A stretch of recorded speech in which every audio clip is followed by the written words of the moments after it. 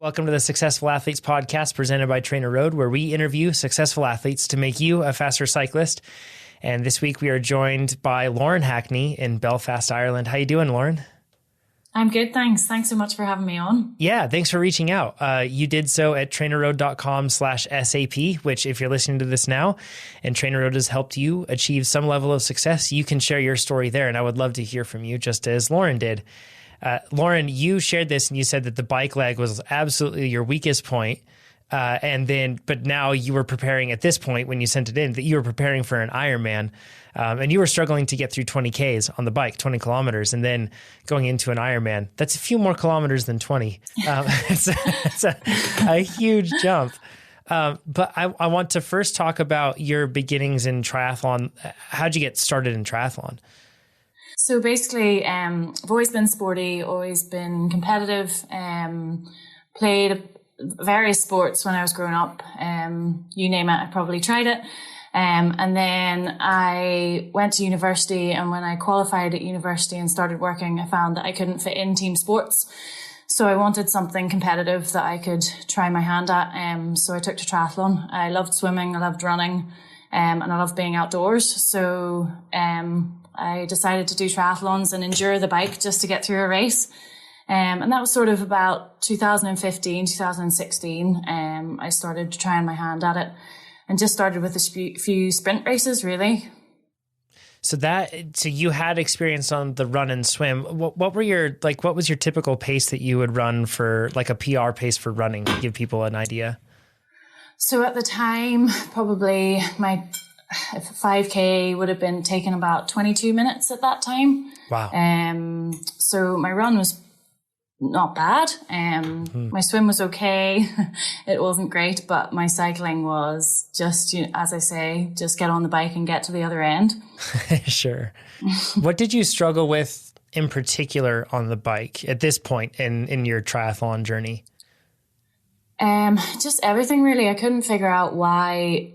I was relatively fit, had always trained, and I couldn't figure out why I couldn't cycle. I couldn't get any power, and again, struggled with distance as well. So it didn't make any sense to me, and I wondered what I needed to do to get better at cycling. Yeah, and this was, in what year was this, around at what time? Sort of 2015, 16 is when I first started triathlons, yeah. And then did you continue to do triathlon all the way up until, to these days, clearly you're doing it, as we'll talk about, but did you continue to do it even though you struggled with the bike? Yeah, I sort of did 1 or 2 sprint races every summer just as something to do when the weather got better, and as much as I could fit in with work. And then only up until recently when I decided that I wanted to do a bit longer distance. Pre-COVID, I kind of said, well, let's try an Olympic. Maybe I'll go a bit further after that. And then COVID hit, and we'll get into what happened after that. Yeah. So, and what is your career? This is probably a good point to bring that up. Yeah. So I'm actually a doctor. I'm training to be, I've qualified and I'm training to be a surgeon. So I'm sort of halfway through my training for that. So that huge load, and then in the medical field amidst COVID, I'm sure a huge amount of stress that you had to carry as well. Absolutely. It's not been easy, and my colleagues will all testament to that. And it's not been easy for anyone, medical or not. But it's been a real journey for us to get to here, and it's unfortunately still going. Yeah, no doubt. So this is this adds a whole lot of complication to the layers in your life that you need to work with in order to still train as well. It's a relatively low priority compared to what you're doing for your career. And then of course the noble cause behind it, to save people. But I feel like everybody, like you said, it hasn't been easy, and different people have reacted in different ways to this. And speaking to the audience here on the podcast, I think a lot of us have reacted in different ways. It was demotivating maybe to have races taken off a calendar, but for some people it was extremely motivating. And for you, you decided amidst all you're directly involved in the fight against COVID.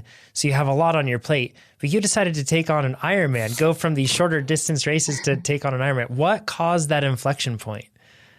So absolutely, everyone reacted differently. I am the sort of person who wants to see something good out of everything bad. So give me a bad situation and I'll try and turn it into something good or find a silver lining.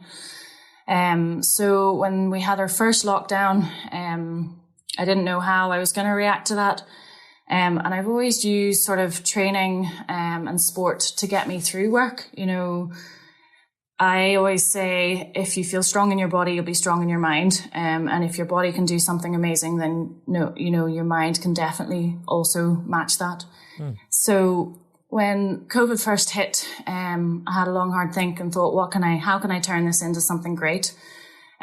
So had a bit of time to think about that. And then I decided, I've always loved triathlon. An absolute dream would be to do an Ironman. I didn't think it would be possible. But I thought, with everything we're going through, if I can do that, then it could maybe give some people some hope. And also keep me motivated and keep me mentally strong through a difficult time. And then on top of that, I decided that I would try and raise some money as well for a local charity that helps support mental health and NHS workers. So to try and bring it all together and do something good for other people too. Wow. What multiple layers of motivation there that you had. Was there any reason in particular that you chose to support that charity? Did that mean something to you, whether it was through your work or personally? Absolutely. I saw a lot of colleagues struggle through this time. A lot of very, very good colleagues who have found it unbelievably tough. And me, myself, it hasn't been easy, but I just wanted to give back. And unfortunately, with the way the health system works here with the NHS, the support is somewhat limited for staff. And so I came across this charity that was doing great work and offering free sort of counselling and support for any NHS worker. And that immediately clicked with me. Is there, that seems like a really great thing that hopefully more listeners to this could perhaps learn more about, at the very least, maybe even support. Is there a spot that they can go to support that charity? Absolutely. The charity is called Duty to Care. And my fundraising page is on a page called Enthuse. I'm sure we can link to it. Yeah. But if people look up Duty to Care, they'll be able to find the charity very easily. Oh, awesome. It says it's sport is a metaphor, right? And our competition for things, it really is a metaphor. And it's cool when you have such a direct tie into something that has a profound impact on people. Bravo. Way to go, Lauren, on using that to accomplish something great like that. So thank you. You set this goal amidst the crazy times and against, I assume, really rough schedules too that you were having to deal with. What was your plan to get from struggling with the bike legs to getting to the point where you could do an Ironman? Like, how were you going to accomplish that preparation? I had no idea. And then enter TrainerRoad. So essentially, my boyfriend's brother is a pretty good cyclist. We started talking about this massive goal that I had, and he had been a long-term user of TrainerRoad. So he recommended it, and he supplied me with the 3-month trial that you guys offer. And I immediately fell in love with it. It was amazing. Like everything I'd asked for in terms of structure. It was very simple, very clear, very easy to follow. And so after that 3 month, I then signed up. Awesome. What sort of plans did you follow to initially, because the plan was that this race would have happened, I think, earlier. What was your event actually? That's a good thing to cover. So I've just completed Challenge Almere, which is full distance triathlon over in the Netherlands. Was that your original goal or date, or did that shift amidst all the craziness of COVID? No. So my original date was to do an event in the UK about a month ago. Unfortunately, ironically, due to work and staff shortages, I couldn't get the time off to do that race. So we had to have a plan B. And luckily I was able to enter Almere, which is one of the big races, one of the big long distance races is over in the Netherlands. And so I was able to get a place on there and raced actually a few days ago on the 12th of September. Awesome. So what plans did you follow to get ready for that race? So put into Plan Builder just a long distance triathlon race, and just started working on my bike. you know, as I said before, my swim and my run were okay. I was happy with them. But I really needed TrainerRoad to get me some sort of structure and get me to that point. I really was, honestly, I can't tell you how clueless I was about cycling. And so the podcast as well, you know, you guys, the information you put out there, and the, you know, just how scientific and fact-based it was. I just loved it. And it really, really did help me. Awesome. So let's talk about the struggles, because you had gone, like you had called yourself clueless as to cycling.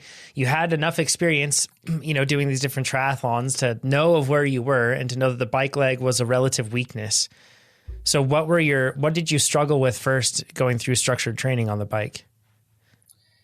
I think it's really the prolonged, keeping going for that length of time of distances. So I was doing my sprint races. It's only 20K. That doesn't seem like much now, but for me, by the end of a 20K cycle, I was done.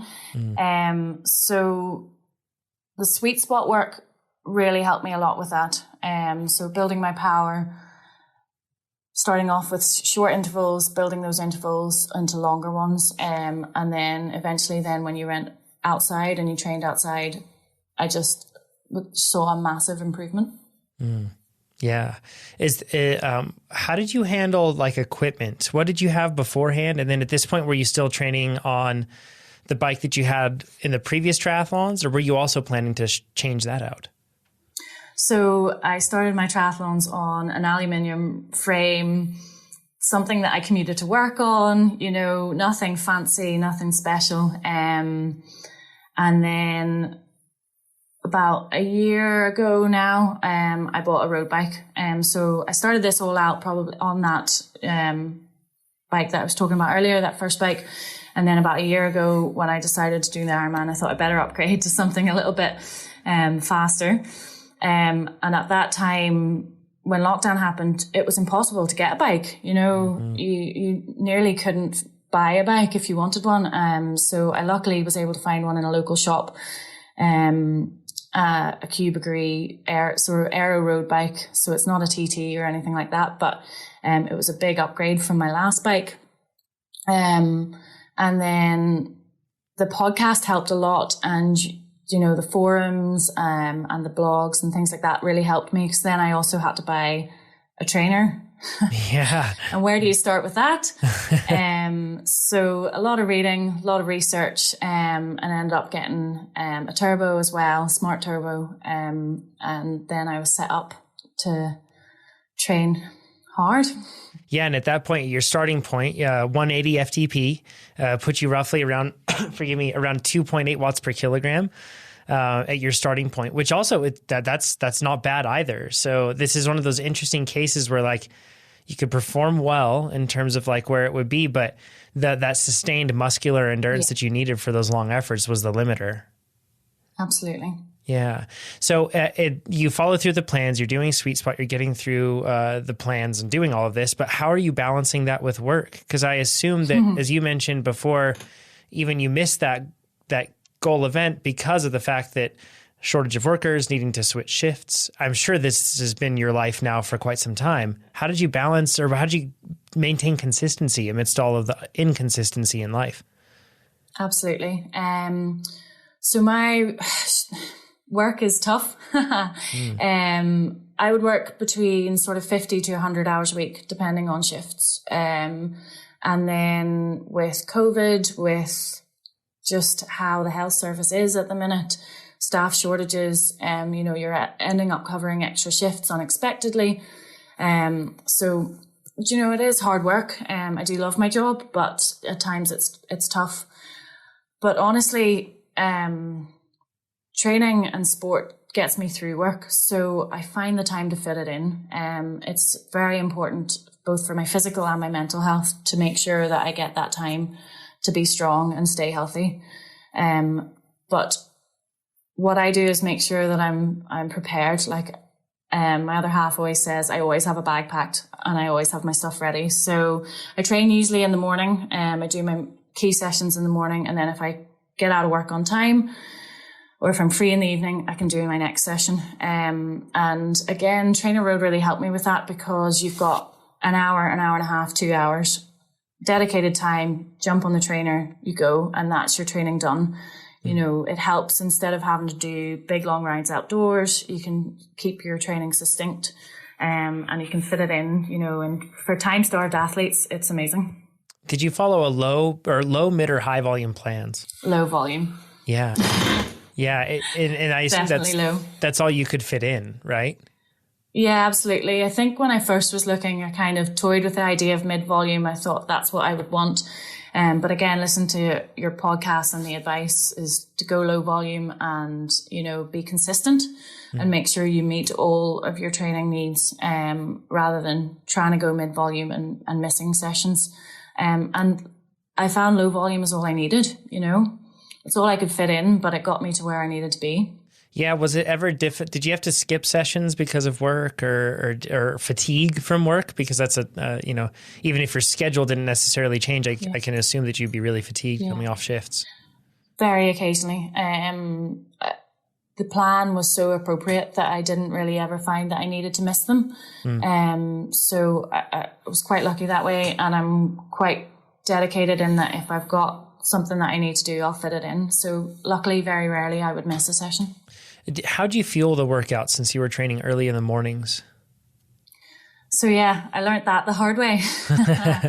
I would have previously done a lot of sort of fasted training. And again, the podcast helped me learn that I needed to fuel my sessions. So I'd usually get up, have something sort of 10, 15 minutes before. If it was an hour session, I wouldn't honestly take anything on the bike.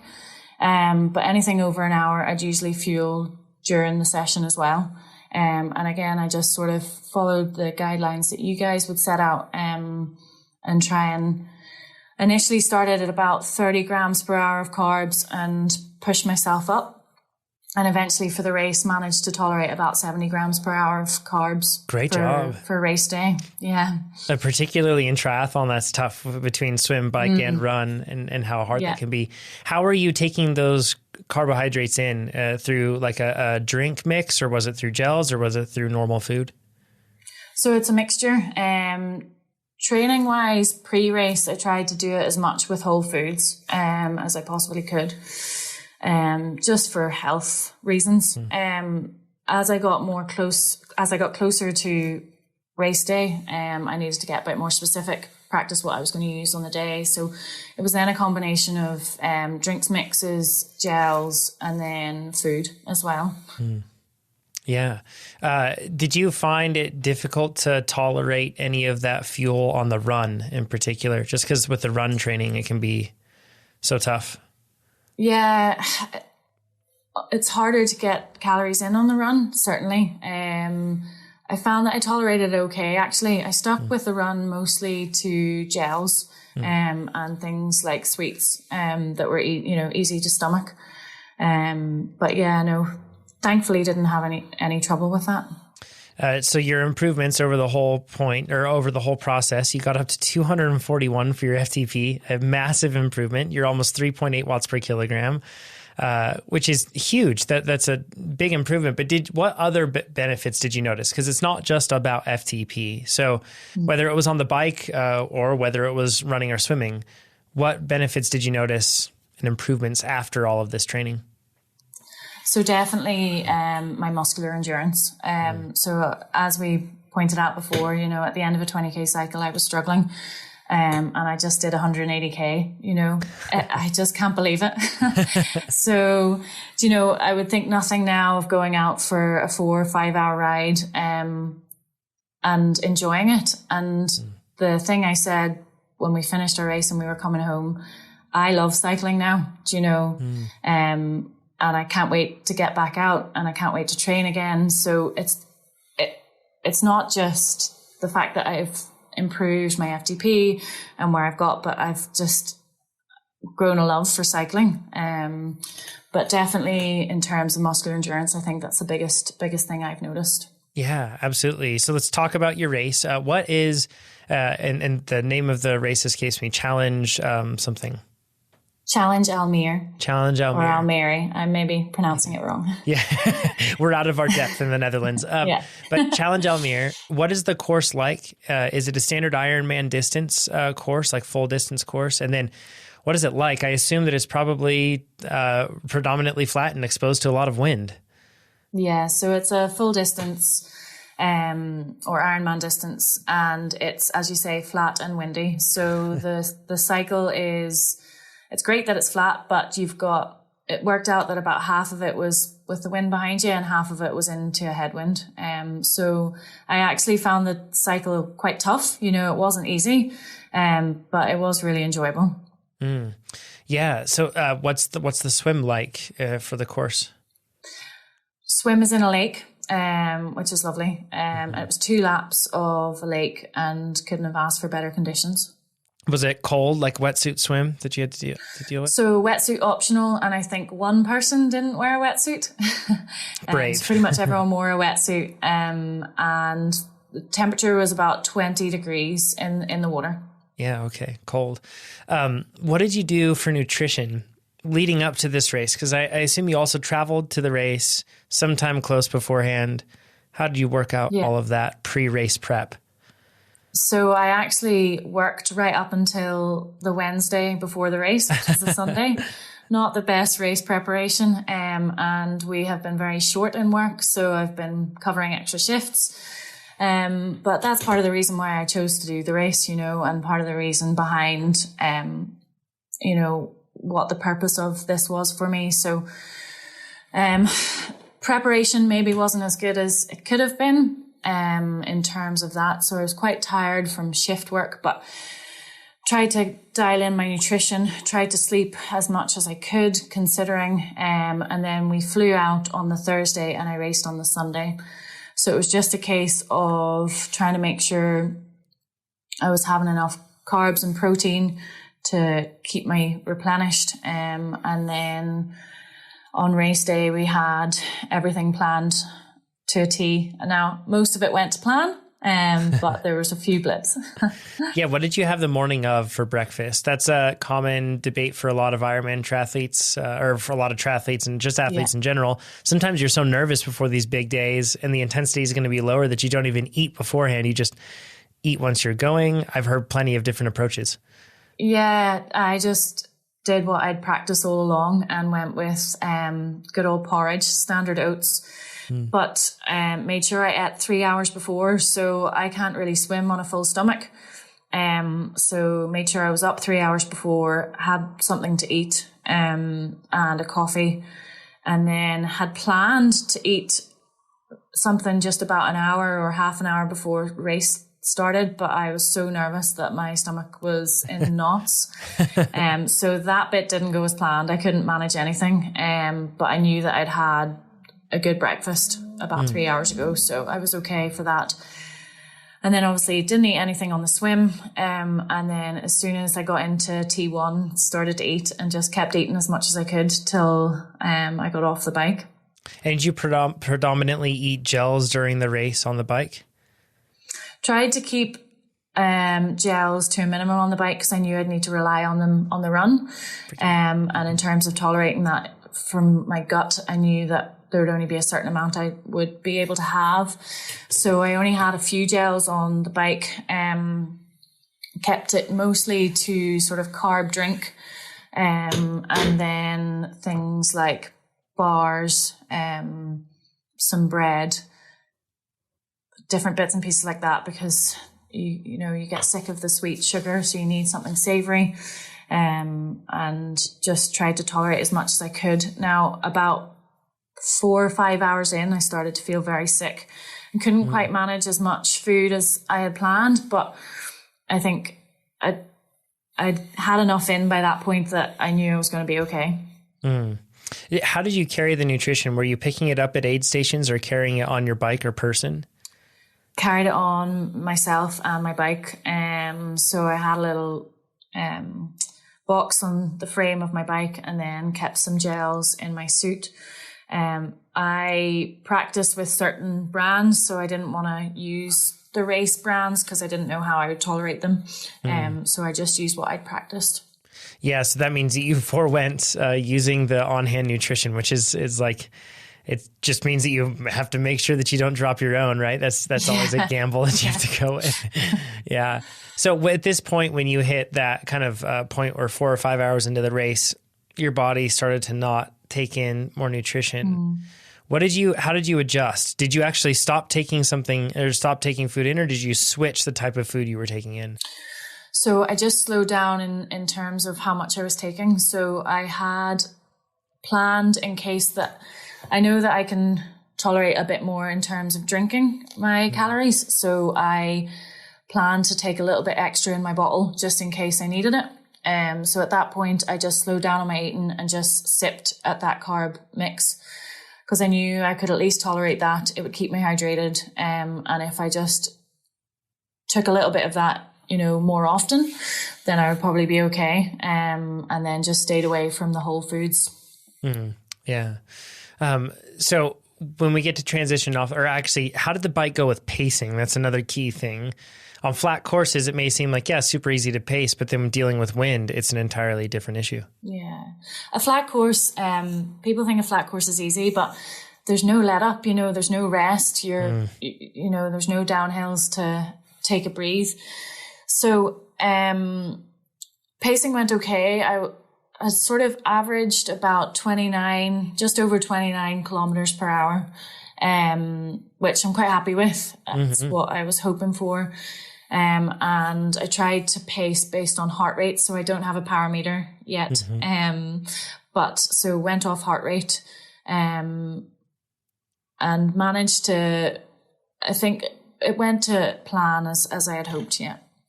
Yeah.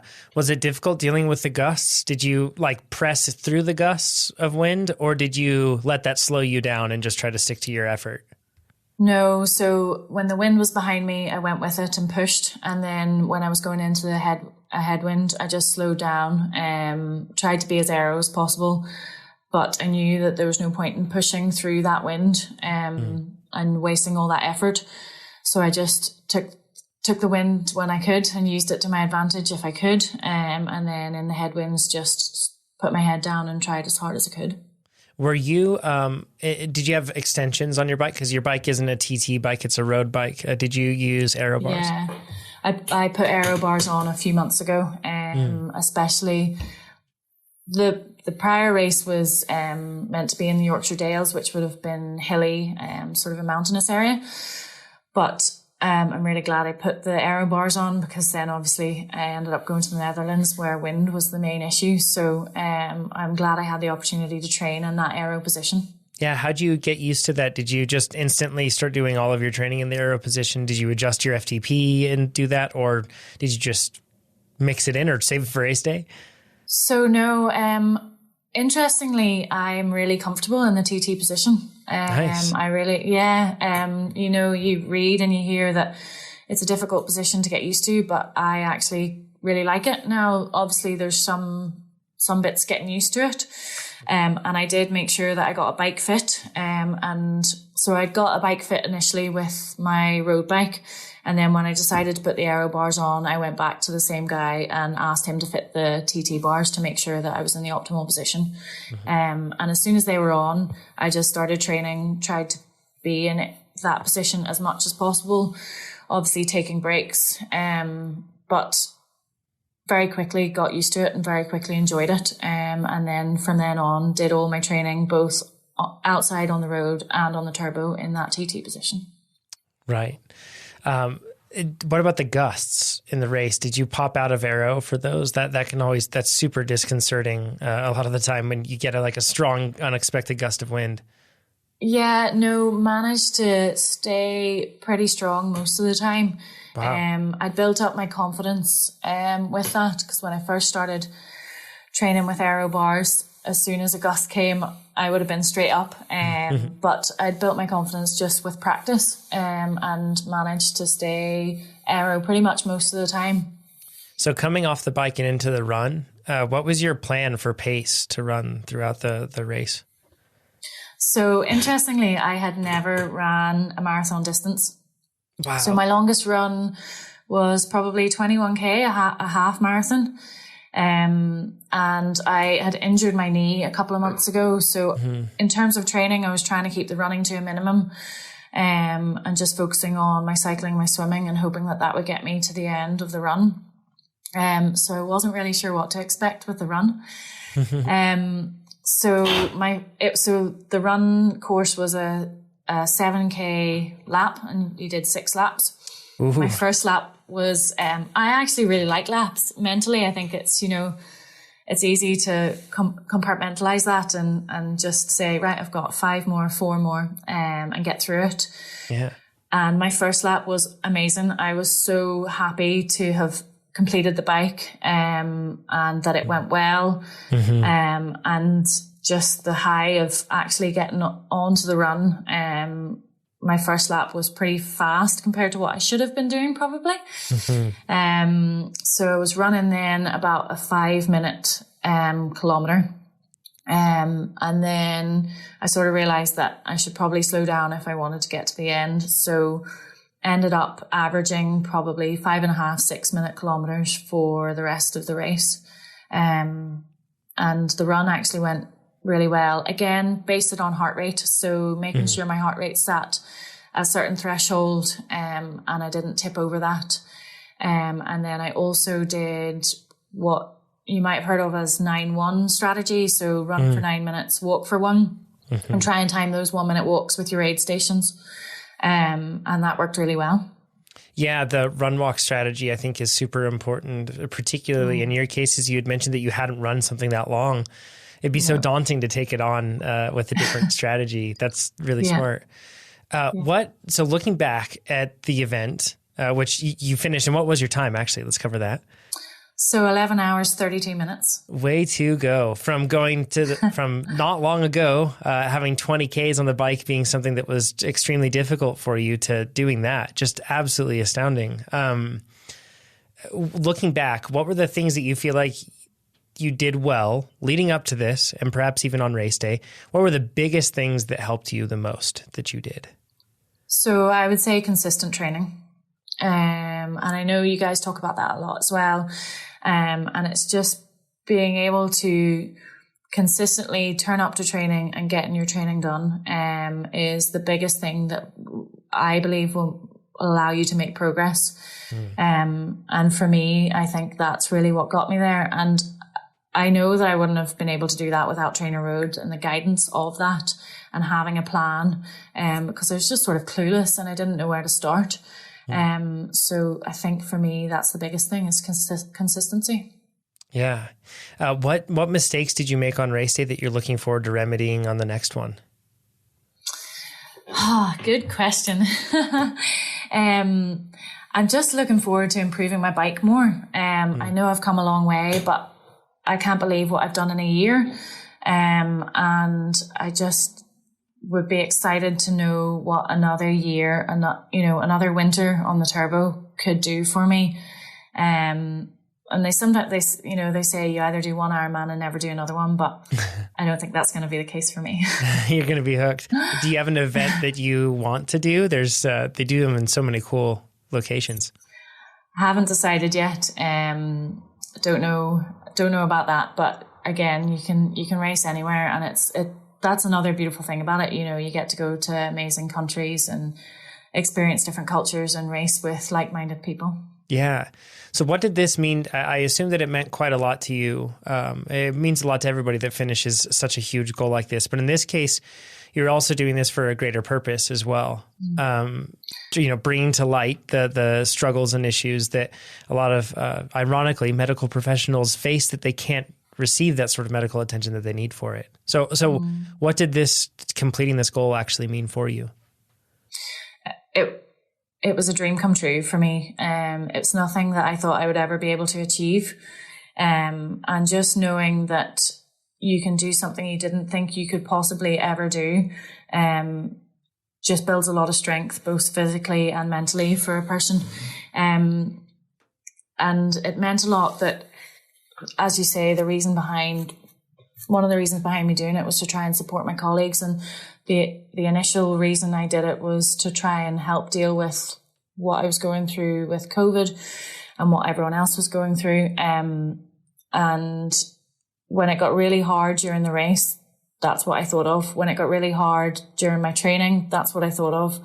I thought of all my colleagues that, you know, shift after shift, time after time, they're the strength of our health system. And if they can do that, you know, I can do this. And also it took me 11.5 hours. Most shifts are 12 hours, you know, so all I could think was someone's sitting there doing a 12-hour shift. And if they can do that, then I have to finish this. So. Wow. What great motivation. Lauren, thank you so much for doing this and for sharing your story. It's inspiring to know somebody that's carrying such a heavy load that still carved the time necessary to be able to do this. That's inspiring for me. It makes me motivated to be even more diligent with my time, and certainly to find greater purposes that I can fulfill with this metaphor that is sport. So congrats. I'm excited to see how your next one goes. Keep us posted. It'll be fun to hear. Maybe next time you'll even be you'll be chopping even more time off your bike split, which is exciting. So if anybody wants to get in touch with you, is there a good way that they can do that? So yeah, I'm on Instagram. My handle is lhackney1. I'm on Facebook as well, but I use that less. But yeah, probably that Instagram's the best place probably to reach out to me. Awesome. And then again, obviously the charity called Duty to Care. And if anyone feels that they need support and want to reach out, now I know obviously I'm based in the UK, and hopefully there's some charities elsewhere, you know, with you guys over there and in other countries. But if you're based in the UK and you need to reach out, these guys are amazing and they will provide you with support for free. So please do that, and don't sit at home and not be supported. Awesome. Thank you so much, Lauren. Appreciate that. If you're listening to this and you want to share your story about how TrainerRoad has helped you achieve some level of success, please do so. TrainerRoad.com/SAP. It doesn't have to be an Ironman. It can be anything that you've done, no matter what it is. And we're eager to hear it. So we'll talk to you all next time. And Lauren, thanks a bunch. Thanks so much for having me. Absolutely.